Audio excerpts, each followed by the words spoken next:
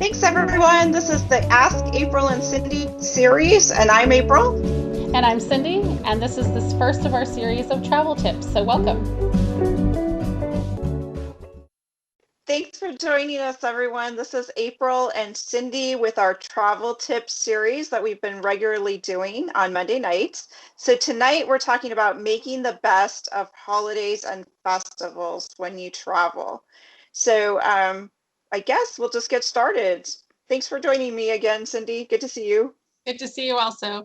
Yeah, I mean, there's so many holidays. I'm so glad we're doing this topic because there's so many holidays and festivals happening all the time. I bet there's something happening every day of the year. So it will be fun to talk about some of the things that we could do. And we'll just talk about like what it's like to travel during a holiday and a little bit about some of the holidays that we've traveled during and so forth. So for the holidays or during festivals, but I do that at home as well. I avoid crowds and big groups of people, so I'm not going to be at those types of festivals anyway. So for no, and also the other reason that festival, the cost of travel, both your airfare and your lodging is going to be higher. I mean, that's the price you pay to go during those things. There are times to go, of course, but when I'm looking at traveling during holidays and festivals, I see that that's one of the things that deters me from joining in that kind of fun. So what about you, April? I kind of have to say I agree that, especially as a photographer, the excitement of festivals is definitely alluring, and oftentimes, even locally, I'll be tempted to go or I'll want to go, but I try to choose. Again, I'm not a big crowd person, so the idea of lots and lots of people kind of deters me, and also it can be expensive. A lot of festivals charge money to really take advantage of the highlights of the festival, which is what I would want to photograph or be involved with, or if it's music. There's often a high price tag anymore for the better festivals. So cost, crowds, those are two things I try to avoid if possible. Yeah. And what about the good things? The good things, well, those, as I mentioned, the draw for me as a photographer is all the color. In the United States, we have like the Albuquerque Balloon Festival, and I often get asked, well, like, why don't you go to this balloon festival? And it's alluring. You see all the beautiful pictures and the colors, or if it's a holiday, all the lights and people. So I think it comes down to like, planning and that type of thing. So there's a lot of good things to go. There's a lot of wonderful reasons to go to festivals and holidays, of course.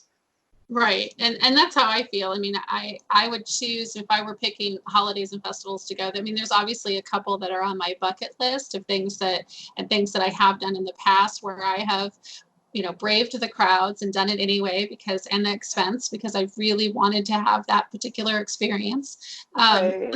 But I also would choose holidays that are more family and community oriented. I think that those types of holidays, like our Thanksgiving here, I know one year I was when I was in France during Bastille's Day, which is sort of their 4th of July, that kind of a holiday, I went with the family on a family picnic. Like those kinds of holidays, I would be very interested in being present in a country during something like that, because I feel like I could connect more Right. with the locals. They may still have parades and festivals and stuff, but I might be, in the background doing something smaller with a local rather than joining into the big parade. So I do think I might want to be present during some of those holidays, but not necessarily for the big crowd. Again, I've done it because there are times when that's important, but I think because I've done it, I realize that it's just not for me, the bigger group. So, Right. well, we wanted to talk about, some of the holidays that we've traveled on. So I know April, you've traveled during a few holidays. Do you want to share something with us about a holiday travel you've Oh, had? sure.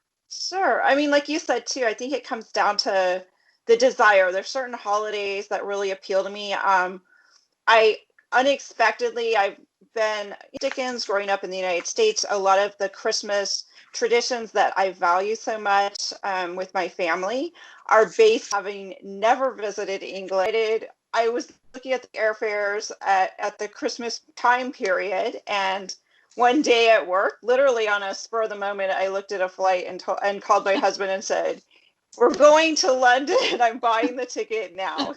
So with quick planning, grabbing a ticket last minute where we would fly back literally on Christmas Day, and went off to London and really of the Charles Dickens history, where he wrote the book, took a lot of walks, saw the history, and at night the streets were filled with light and with shoppers. So just to really experience that, have that experience really meant a lot to me, and I'm so glad I did it. Would I do it again? I don't know, but sometimes you just have to go and do it. And it was a really lovely and special time, and I wouldn't trade those memories for anything. Just as I'm sure you've had travel, something to share about a memory or an experience that really yes. had to do. Yeah. So I think it was 2016, I was in New York City, and I specifically went because I wanted to be there during New Year's Eve. That was a bucket list item of mine, to be there during the ball drop and the festivities that happened. And I was traveling during that time, so I happened to stay in New York City from Thanksgiving until New Year's. Wow. Which was quite a long time.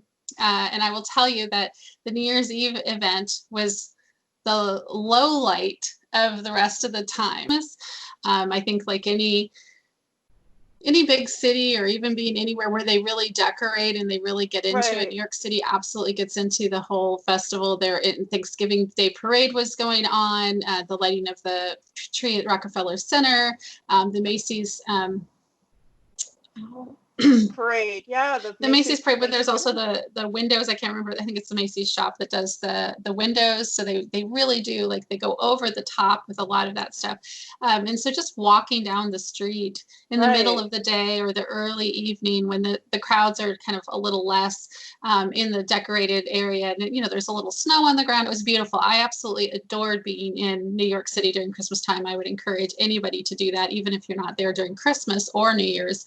Anytime between Thanksgiving and New Year's, the city is really ready for that. It's all decorated and alive. Yeah. But I'll share just a little bit, because I could talk for hours about the New Year's Eve experience, because it is absolutely not what you expect it to be. It was the least glamorous experience I've ever had. It was I have some great stories. My whole family came because I was renting an Airbnb. So my children came out from college. My mom came to visit. We all wanted to, stand there in Times Square when the ball dropped. And we absolutely did what you expect.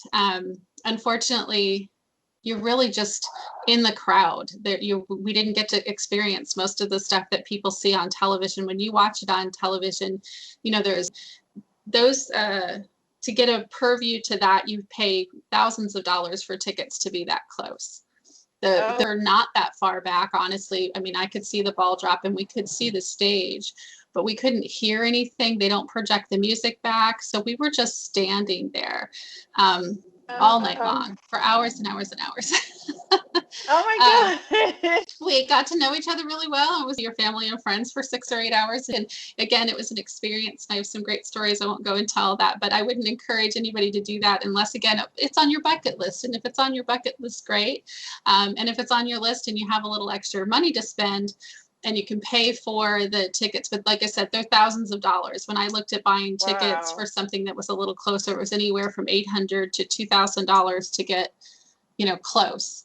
Oh my gosh. Wow. So otherwise you stand with the masses. It's kind of like, anybody from Southern California, it's like going to the Rose Parade. So if anybody's done the Rose Parade, you know that to really get a good all night long, or you have to pay a pretty penny to get a good seat somewhere. So the Rose Parade is better on television than it is and I feel about the New Year's Eve experience. But it's certainly not something that I wish I didn't do. There was some amazing things. One, I will say that the thing that was magical was all of the confetti that they throw. So they throw all this confetti, and it's big confetti, so it can be captured on TV. So train to get back to the Airbnb, we had to be 8-10 blocks away, but the confetti was still falling. Oh and my it was gosh. still in the Wow. street. So it seemed to just like be walking blocks and blocks away from the event and still seeing the on the ground. It was Right. quite um, Right. Right. up. So they were right behind us picking it up. Oh. That's my story. Do you have? I know we were going to just talk about other holidays because these are our stories. But what about places we haven't been and festivals and stuff? You know, you have some suggestions for folks as to what they could be thinking about when they're thinking about travel? Oh yeah, I know a lot of people talk about going back to Christmas. I think it's a really magical time, and there's a lot of cities that really decorate the shop windows. But then even the quaintness of the you hear about the Christmas markets in Europe, the smaller towns, they're historic. They set up, little arts and crafts, more crafty, the locals art, the locals, not the fancy high-end fashions, but just the locally made gifts. The river boats apparently at that time of year as well through the Christmas list. Yeah. Yeah. So I would love to do that. And then, of course, flowers. I love all the flower festivals. I've traveled to Amsterdam during the flower season and the tulips, but they also have in the United States, Holland, Michigan, another smaller town. That culture with the dancing, the food. So those are a couple that are definitely on my list for sure to Yeah. visit. You know, you had mentioned is it Michigan, Holland, Michigan? Yeah, Holland, Michigan. Have you been, because I know we're both from Iowa, have you been to Pella? Oh yeah, I Yeah, did. because I've done that. So yeah, many, many years, and I would gladly take people back to do that. That's actually something I've been thinking would be a great place to take people back because it's just been an experience that was part of my far from Ames, so we went often. right, yeah, we as kids went often too. So it's another, Yeah, it's and a they do the tiny. same thing. So it's not just those great big festivals, right? That you want to go to. So yeah, I mean, there's so many like that. I know that the Lantern Festival in Thailand is on my bucket list. And that happens in November. There's a couple of them that happen, and I think there's a few other countries that do it. But the Lantern Festival in Asia, and then you mentioned Flower Festival. There is a big flower festival in Portugal that happens also in. Is it in November? It's late in the year. I want to say maybe it's September.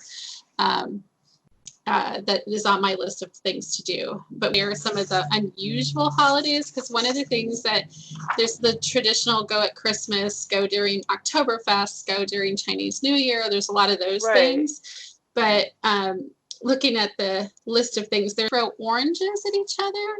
Yeah, there's Um, like oranges and tomatoes. I saw those too, definitely. yeah, And it's then just yeah.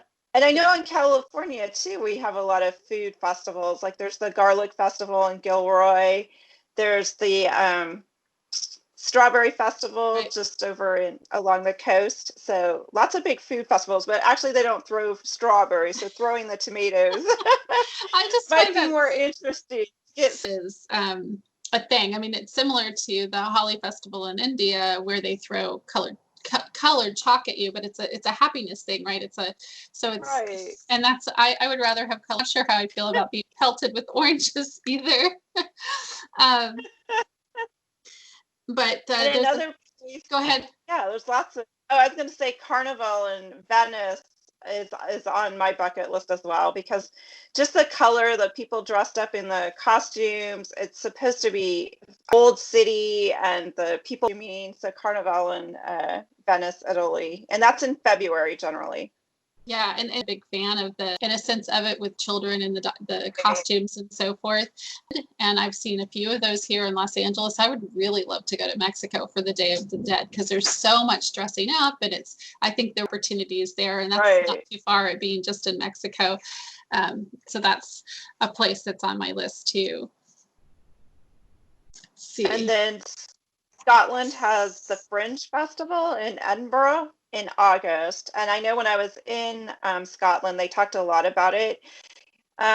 It's the world's largest arts festival, and it's been going. And it's in August, and so they have performance and just music, arts, crafts. It's just kind of an all-around arts festival that apparently kind of takes over the entire Edinburgh city, where you can go to, and it's apparently very affordable. I guess if you pay to go, you can go to several, it's kind of open. You can go to, music, you can go to poetry, you can go to literature. So Wow. it's a mix of things. Yeah. So that sounds really interesting. Yeah, and there's also a balloon festival in the UK. There's a Bristol International Balloon Festival in August, which that might be something that would be different than the one that's here. And then I found, I thought of a friend of mine who likes the ice sculpture because there's an ice and snow sculpture festival in China, which starts in January. And that has got to be amazing. I can't imagine seeing snow sculptures. And when you think of China, I mean, I know that there's, wet weather there, but you don't really think of snow sculptures. It's not like the first thing that comes to mind, is you don't think of them. I would see that in Iceland, like that would be what would come to sculptures, and a whole festival around. Yeah, that sounds incredible. I'm just looking to see if I may have one more on my note, which is there's a August Moon Festival in Greece, and Greece is on my bucket list as a place to go. And that is just like the festivals we're talking about. There's food and dancing and, crafts and so forth. So it's just a big conglomerate of folks, but it would be in Greece. And I think that might be an interesting time, again, to kind of connect with locals because they're all out celebrating and doing things. So if you want to meet people, some of these festivals might be a good time to do that, right? Right. Yeah, that sounds like a beautiful event. Definitely. Like, each state in the United States often has little different types of festivals. I know, like, even in New England, they do like a maple festival in the spring now in Vermont when they're tapping the maple trees. So it might be a wonderful time to go to some of the maple farms and, see how they're tapping the trees for the maple syrup and taste maple syrup. So yeah, there's a lot of wonderful times to go that may not be as crowded depending on where you choose and make some choices. Yeah. You know what? I know that I had made a list of festivals for folks for 2020, which was not, nobody's going to go anywhere. Oh, that's right. So, yeah. So maybe collectively we can put a list on the comments or in the description of this later afterwards of the festivals and holidays that we did research for 2021 for people who are interested in traveling, because we've touched on a number of them and I'm sure people are thinking, oh, I would like to know more about that, or I forgot when that was. So we'll collect our notes, folks, and then we'll add those to the description later. Maybe we'll let everybody know when those are there. That would be good, right? Yeah, that would be great. Yeah, because there are some fabulous places to go, and I know some of these events, they do pick their dates, a couple years in advance. They're pretty consistent, so we'll put up the 2021 dates because I know that's of interest to people. Yeah, because sometimes they're the same time, but sometimes I'm looking through and see if we have anything else. There's a handful of lantern festivals that are on my list. Like I said, there's the one in Thailand, and I was just looking. There's also one in Hawaii. It takes place over Memorial Weekend, so they would have done one. It's a floating lantern festival, and I think the one in Thailand is similar to that. But I would really love to see that. That would be, again, a good photography opportunity, but I think just a magical experience to stand and be present during that. Right. Okay, so do we want to just go and take questions? Yeah, let's open it up for questions. If anyone's got any questions or comments, a festival. I know we didn't mention Burning Man out in the desert here. That's usually in August. It's gotten very, very pricey. I know when it first started, it was really affordable. It's kind of dusty. You really have to kind of plan for the heat and the dust, being that it's out in the desert. So it's good to do your research. So we'll include some notes and have some lists. And okay, great. So let's see if we have any questions.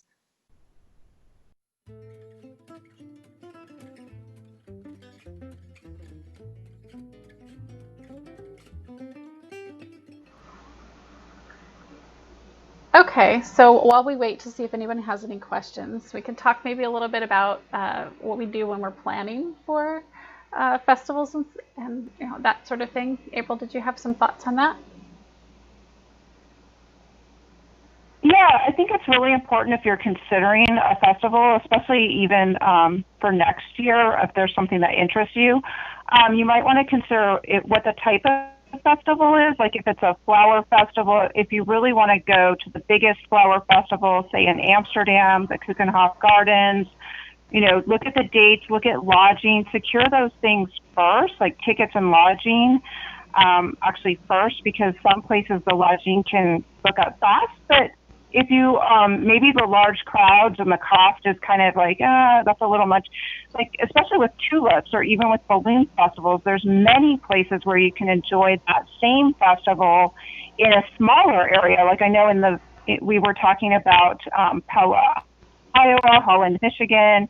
I know in Oregon they have tulip fields there as well, so you might investigate that. Now, when you run into those smaller towns, you're going to hit the same issues as far as lodging. They will not have as many places to stay. So you might have to look a little further out as far as like maybe drive from Des Moines to Pella if you're going to the one in Iowa and stay a little further out and then just plan in that driving time to get there. So those are some things to think about as far as planning to consider. Okay. And some of those smaller ones, you'll have less overall cost. Yeah. Okay. We have a couple questions. I'm just going to look real quick. We have Leslie's asking if there's a festival in other countries that we would recommend. So anything?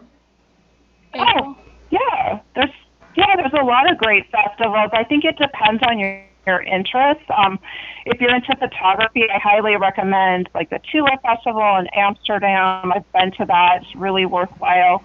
But also, as I mentioned, the smaller tulip festivals, you get just a different vibe, a lot more smaller town, lots of more intimate opportunities, maybe for photography and for a different feel for the overall event. The year I was considering going to Venice, Italy, I had heard about an art festival and being into art. It's called the Biennale. They hold it every other year, the art portion, and it runs from about, I want to say they open it late March to maybe November, and they'll do large scale pieces of art, right out in the lagoon of Venice. A sculptor had done a large sculpture piece, and those are things then that you're not going to see at other times of the year. They have open galleries, but the public art was just amazing. So if you like art, the other one with Venice, of course, is Carnival, the costumes, the masks. So that's one I haven't been to, the Carnival one, but lots of great opportunities for taking advantage of festivals and photography and, opportunities that don't normally exist. But I highly recommend thinking ahead and planning. Right. I think that I think we've both talked about planning for festivals, not only if you want to go, but also checking to see if there's a festival or a holiday in the location that you're going at the time you're going that you just didn't happen to know about, because sometimes that can be a haphazard, right? You can end up in the middle of some chaos, or maybe you're not sure why everything seems to be really expensive right now, and maybe it's because there is a festival or a holiday going on in that city at the time. So definitely researching that when you're looking at your locations is important, right? For both of those reasons, right? Okay. So exactly. Even if you're going to say New England in the fall, you may not realize there's a little festival and that's what's impacting your date. So then you might want to choose something else. Was there another question? I'm sorry. Yeah, no, it's okay. Leslie asked about the festival in Thailand and the Lantern Festival, and I will get it wrong. It's there's a Loy Krathong Festival. There's two of them that happen in November, I believe, where they're doing the floating lanterns across the water, as well as releasing them up in the sky. So I'll send that in. Because we've had kind of a difficult connection tonight, folks are asking if we can add the list somewhere online, and we will absolutely do that. We actually talked about that earlier, to get that list together for you. So I think that's one thing we can do is get those dates for the festivals that we've talked about. I'm just looking to see if there's any other China questions. has a Sky Lantern Festival too. So definitely we will get those dates for you. Yeah, and I don't see. Oh, yeah, we got some people asking for the end of 6:30 here. It's not quite that time. I'll wait just another minute, April, to see if anybody else has another question. Airfare too. I travel. As I mentioned earlier, when I traveled at the holidays, I'm glad I'd read somewhere in my reading about planning last minute to fly back on Christmas Day that in London, as you know, maybe some other cities, it wouldn't be a city you might realize, they completely shut down all public transportation. So the only way to get to the airport was to, you know, take a private, you know, car to the airport that day. Right, exactly. So that may impact. Yeah, I think that's something that we have to think about. Like I said, even if you're not wanting to go to the holiday or the festival that they're having, if you happen upon one, that you can get stranded, right? If you're expecting to use public transportation and then realize that there's some public holiday that prevents you from doing it. So that's always a good double check to make sure that things are open and working the way you expect them to when you go. So I don't think I see any questions.